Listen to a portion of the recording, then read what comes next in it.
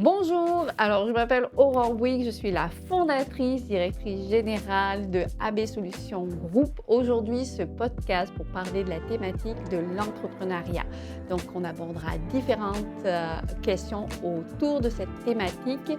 N'hésitez pas, si vous avez des questions, laissez-les-nous dans les commentaires, ça nous fera plaisir de vous y répondre. Et si vous voulez nous suivre sur les différentes plateformes, le tout va être ajouté dans la description. Alors, merci et bonne écoute. Bonjour Malia, bonjour tout le monde. Alors on est content aujourd'hui de vous retrouver dans cette première capsule de podcast pour pouvoir un petit peu parler entrepreneuriat. En fait, depuis 6 ans, AB est en fonction, mais on aimerait vraiment parler un petit peu plus à l'arrière de nos services, à l'arrière de tout ce qu'on peut proposer à notre clientèle, finalement, une vie un petit peu entrepreneuriale. Qu'est-ce que ça nous demande et différents sujets aux alentours de ça.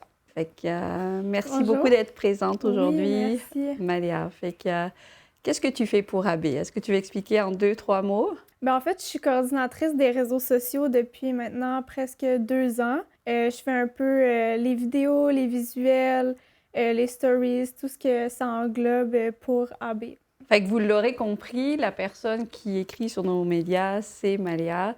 Et j'aime beaucoup ce qu'elle fait et sa créativité. Donc, et en plus, tu étudies dans ce milieu-là. Oui, c'est vrai, je suis étudiante en business, économie et marketing. Fait que c'est vraiment relié à ce que je fais chez AB. Notre thème aujourd'hui, dans le fond, c'est parler entrepreneuriat. Donc, poser les fondations un petit peu. C'est sûr que c'est basé sur un vécu, mais c'est vraiment par rapport à ça qu'on voulait faire cette approche-là aujourd'hui. Exactement. Donc, ma première question, ce serait pourquoi être entrepreneur aujourd'hui? Pourquoi les gens sont attirés vers l'entrepreneuriat? Moi, je dirais pour diverses raisons. On a vraiment, je pense qu'il y a une liberté financière qu'on peut voir que les gens recherchent. On a une liberté géographique de plus en plus entre le télétravail qui s'est pas mal répandu. Les gens cherchent aussi à pouvoir travailler de là où ils veulent travailler, peu importe la place. On a un côté aussi où les gens ont envie de se réaliser, de laisser leur marque, de créer quelque chose, d'avoir un impact. Fait que c'est un petit peu, je pense que c'est un petit peu dans cette direction-là que la plupart veulent créer leur entreprise. Oui, je suis d'accord avec toi.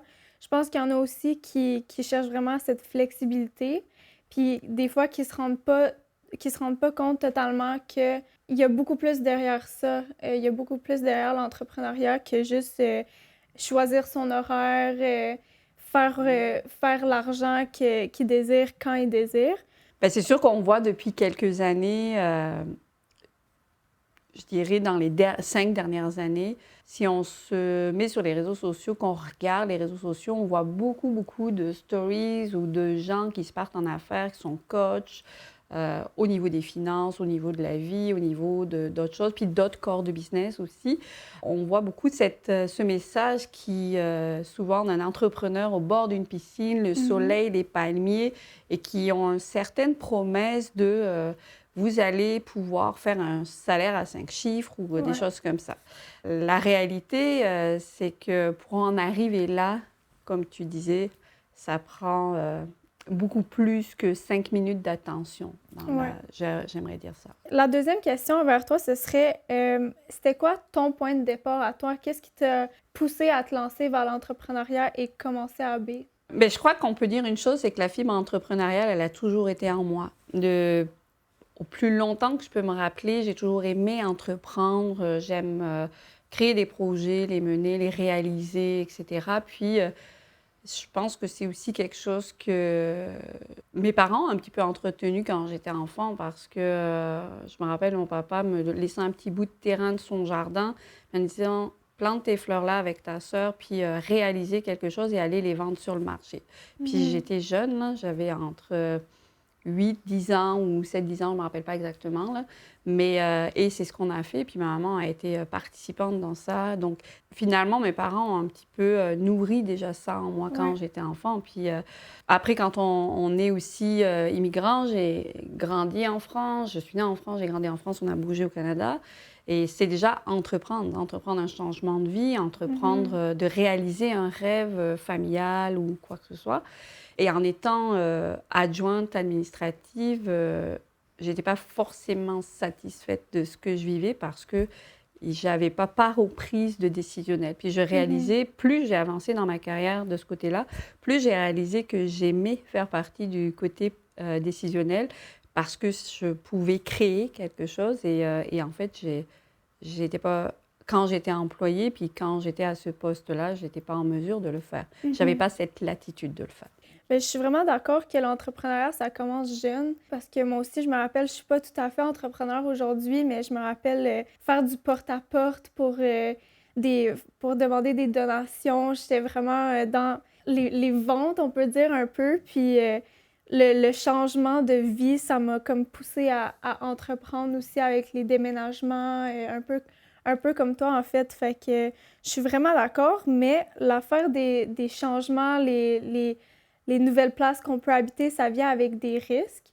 Ouais. Puis ma prochaine question pour toi, ce serait un peu d'explorer comment tu as eu cette confiance en toi pour créer cette entreprise, pour venir à développer quelque chose comme ça, parce qu'il y a beaucoup de risques qui sont en lien avec l'entrepreneuriat. Fait qu'en fait, comment tu as pu surmonter les risques et les doutes que tu avais par rapport à AB? Bien, c'est sûr qu'il y a le rêve qui est là, le rêve d'être entrepreneur, le rêve de créer, le rêve de laisser sa marque. Mais rapidement, ça demande aussi un sacrifice. Dans mon cas, à moi, bien, pour pouvoir développer une entreprise, je n'ai pas eu le choix que de quitter un poste, donc une sécurité financière avec des très beaux avantages que je pouvais avoir et tout ça. Mais j'ai été prise 35 heures semaine, puis développer une entreprise comme AB qui offre des services administratifs, gestion administrative, tu ne peux pas faire ça le samedi et le dimanche, les entrepreneurs sont fermés. Je n'ai pas eu le choix que de prendre ce risque-là. Ça a travaillé fort en moi, par exemple, tu vois, parce que j'ai ouvert l'entreprise un 1er mai, puis j'ai quitté ma job en septembre de cette même année-là. Okay. Et j'avais déjà signé 2 contrats. Fait que je menais déjà mon entreprise en aparté avec le travail. Et au début, je pensais que je pouvais faire ça au moins pendant une année. Mais très rapidement, j'ai réalisé que ce n'était pas possible. Et très rapidement, j'ai réalisé que j'avais un sacrifice à faire et que c'était l'emploi qu'il fallait que je le fasse. Il y a eu des peurs associées à ça. Il y a eu des pensées limitantes. Est-ce que je vais y arriver? Est-ce que je vais priver d'un salaire au niveau de ma famille? Est-ce que je vais les emmener dans cette direction-là? Est-ce que je vais leur faire vivre le fait qu'on enlève un salaire? Est-ce que ça comporte dans le day-to-day moins d'activités?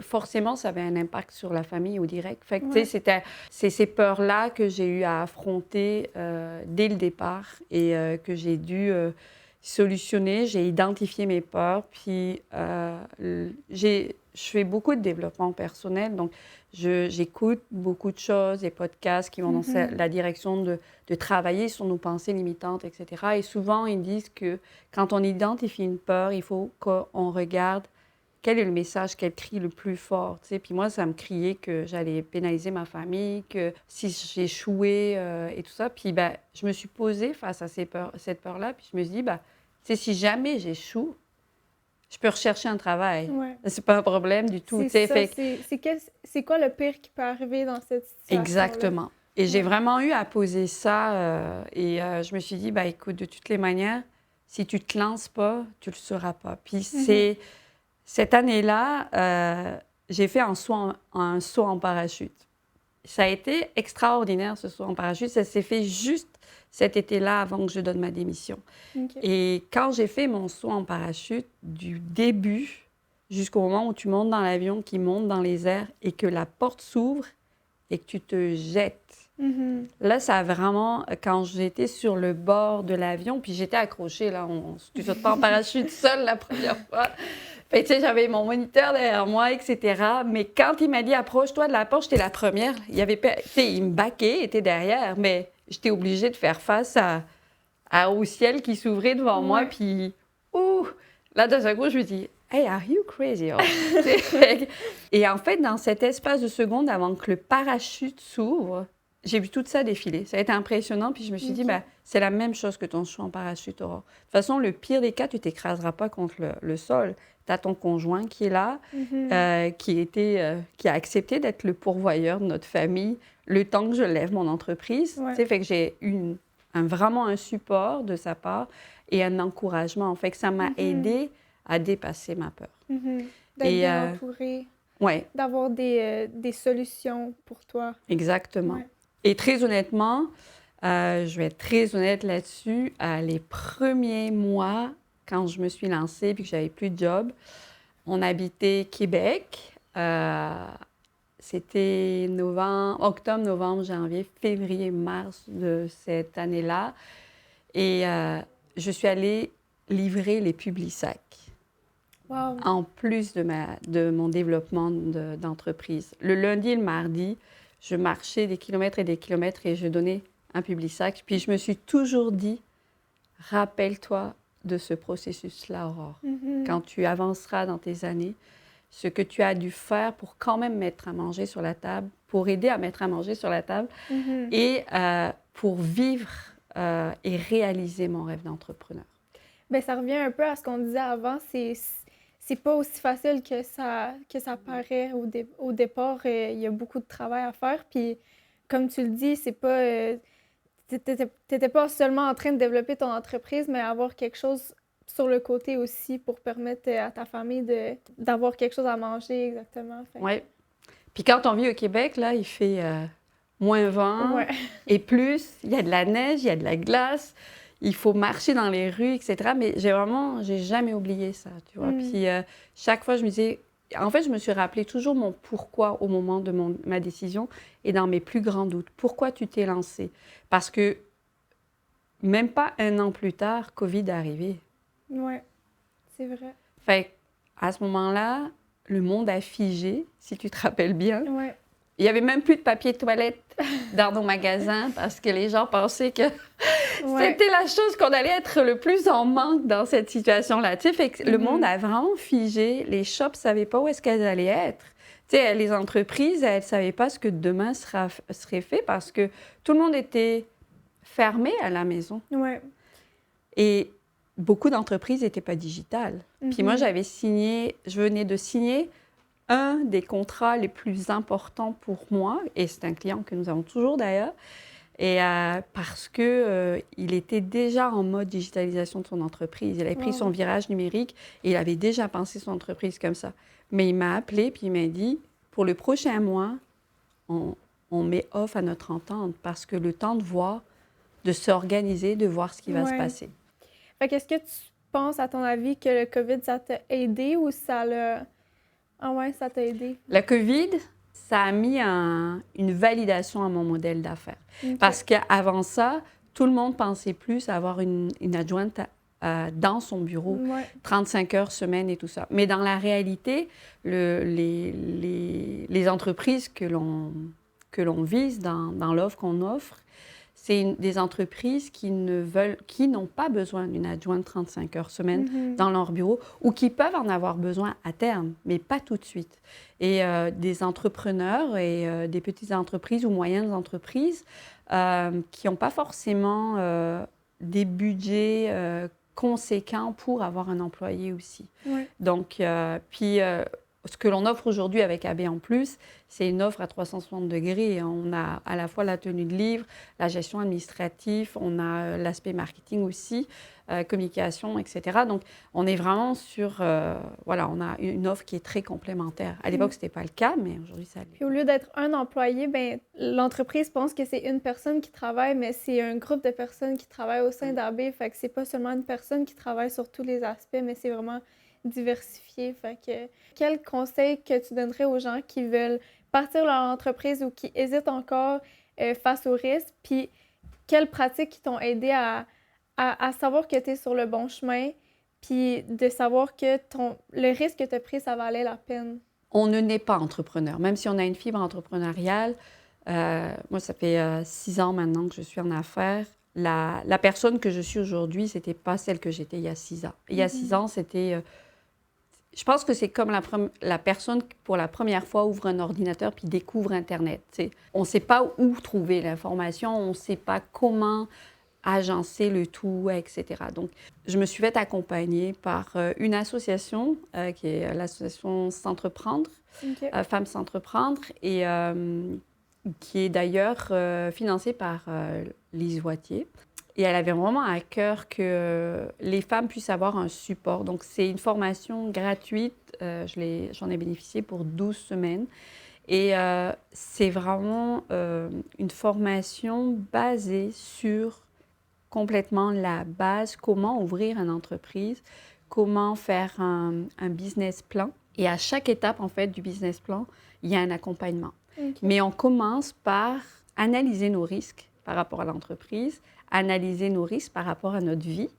Fait que c'est là que souvent les pensées limitantes, elles sortent en fait, quoi. Puis tu les écris et puis tu vas trouver tes réponses aussi en fonction. Puis le business plan. Puis moi, je crois que le business plan, alors c'est un départ. C'est un départ où on vient mettre sa vision, sa mission, ses valeurs, sa clientèle cible, qu'on évalue combien on peut vendre son service aussi ou son produit.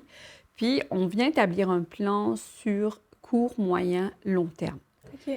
Et ça, je pense que c'est important parce qu'une entreprise, elle ne vit pas pour son day-to-day, là. Une entreprise, elle a toujours minimum 1 an, 2 ans devant elle, qu'elle sait déjà où est-ce qu'elle s'en va, là. Si tu vis pour ton day-to-day, tu vas passer à côté de beaucoup de choses. C'est ça, la première chose, je pense qu'il y a un accompagnement. C'est si tu n'as jamais, dans ta fonction ou quoi que ce soit de ta vie, suivi un plan, puis comment on crée un plan pour un projet, une entreprise, etc. Je pense que la première des choses, c'est un accompagnement personnalisé par rapport à ça. Ensuite, c'est commencer à travailler sur soi. Moi, c'est quelque chose que je faisais un tout petit peu avant déjà, mais en identifiant mes peurs et mes limitations, mes pensées limitantes, aussi en identifiant mon besoin de, c'est quoi finalement un bon leader d'entreprise? Et puis, c'est quoi les casquettes d'un entrepreneur? Et il y en a beaucoup. Dans une casquette d'un entrepreneur, on touche les finances, on touche la vision, on va toucher l'opérationnel, on va toucher à un moment donné le côté RH, on va toucher tout ce qui est le service, le coût, le marketing. Sur une seule personne, ça fait beaucoup de compétences. Puis dans la réalité, on ne les a pas. Fait que c'est d'aller chercher aussi des ressources qui vont nous aider pour ça, mais on va être honnête, la première ou 2 premières années, c'est tout sur toi. Fait que tu as besoin d'aller te former. Donc, je pense, si j'ai des conseils à dire, c'est accompagnement, développement personnel, aller se former. C'est des apprentissages un peu continus tout au long du trajet. Et je continue à apprendre parce que plus j'avance dans la vision, plus il y a de la clarté sur certains points, plus je me dis, là, il faut que j'aille me former, là, il faut que j'aille prendre sur ce côté-là. Donc, beaucoup de lecture, il y en a qui naissent stratèges, il y en a qui ne le naissent pas. Fait que, il faut apprendre à devenir stratégique aussi, d'avoir un plan de match, un plan stratégique, et, etc. Donc, c'est des choses, moi, quand j'ai commencé un plan stratégique, je ne savais pas ce que ça faisait en hiver, ce que ça mangeait en hiver. Fait que j'ai vraiment appris à aller apprendre sur ce point-là. Fait que c'est d'avoir une certaine structure pour, en fait, réduire un peu le risque que tu fais face.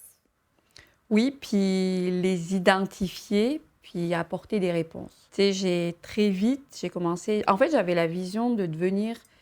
J'ai parti solopreneur, mais j'avais la vision de devenir une équipe. Puis j'avais la vision de développer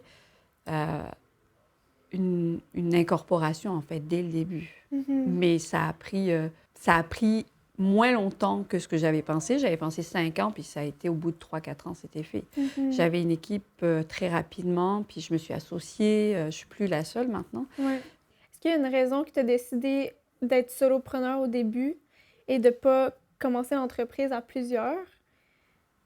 Oui. Je suis quelqu'un qui démarre petit. Je pense que je n'étais pas prête à l'époque. Puis aujourd'hui, ça serait complètement différent. Mais à l'époque, je n'étais pas prête à ça. Je voyais grand, mais j'ai vu que la base était de démarrer petit à petit et tranquillement, de se développer. Je croyais sincèrement qu'à un moment donné, je croiserais les personnes qu'il fallait qu'ils se joignent à mon aventure, mais pas dès le début. Pour moi, ça m'a évité de prendre quelqu'un avec moi Juste pour le... qui... Je voulais asseoir ma vision aussi. Tu sais, à ce moment-là, il n'y avait personne autour de moi qui avait vraiment cet intérêt non plus. Ouais. Puis je voulais asseoir ma vision, je voulais me réaliser en premier lieu. OK. Mais rapidement, je me suis aperçue que seule, je n'irais pas loin, en fait. Parce que ma vision que j'avais écrite, elle prenait plus qu'un cerveau, elle prenait plus qu'une tête. Ouais. Elle prenait plus qu'une paire d'épaules, plus qu'une paire de mains. Et Rive est aujourd'hui mon associé maintenant depuis 2 ans et demi. Il a été d'abord un collaborateur. Je crois beaucoup à la collaboration, beaucoup plus que l'employabilité. Fait que c'est vraiment une vision que j'ai qui est peut-être un petit peu novatrice, mais c'est, je crois beaucoup à la création d'un corps collaboratif. Je pense que quand on est collaborateur, on s'implique beaucoup plus parce qu'on travaille pour soi aussi, on représente qui on est au travers de... C'est vrai. Puis tu travailles un peu pour... il y a une partie de ta vision qui se réalise aussi. C'est pas seulement s'adapter à la vision du boss ou... fait que c'est vraiment quelque chose en soi qui ressort aussi. Fait que... Quand ton client est ouvert à ça, c'est ça qui est beau. C'est la beauté de la chose. Parce que des fois, les clients ne sont pas forcément ouverts. Tu es des exécutants. Mais quand le client est ouvert à ce que ton expertise se joigne à la sienne et que tu puisses t'impliquer de façon constructive et différente et pas juste être un support administratif, bah, pour vrai, tu peux apporter quelque chose, puis tu peux poser ta marque aussi. Là. Fait que, un petit peu comme toi avec les réseaux sociaux, à quelque part. Tu as cette latitude avec nous de pouvoir aussi... moi, j'encourage toujours nos collaborateurs à pouvoir poser leur marque au travers de notre entreprise. De dire, ben moi, j'aurais ça comme conseil, c'est ma spécialité. Moi, c'est pas ma force. Ben, c'est pas vrai. C'est pas ma spécialité, le marketing. Mais c'est la tienne et elle est en train de se bâtir et se construire. Et pour moi, de te laisser cette place-là, puis comme à d'autres collaborateurs, de pouvoir mettre leur marque dans ça, c'est important. Et de se réaliser aussi. Ouais. Fait que merci beaucoup encore, Maléa, d'avoir été là avec moi aujourd'hui, d'avoir partagé sur ce sujet qui, j'espère, va vous intéresser aussi. Et n'hésitez pas, si jamais vous avez des questions, vous pouvez les poser aussi dans les commentaires. Oui, on aimerait ça répondre à vos questions aussi. Fait que si jamais vous avez des questions, n'hésitez pas.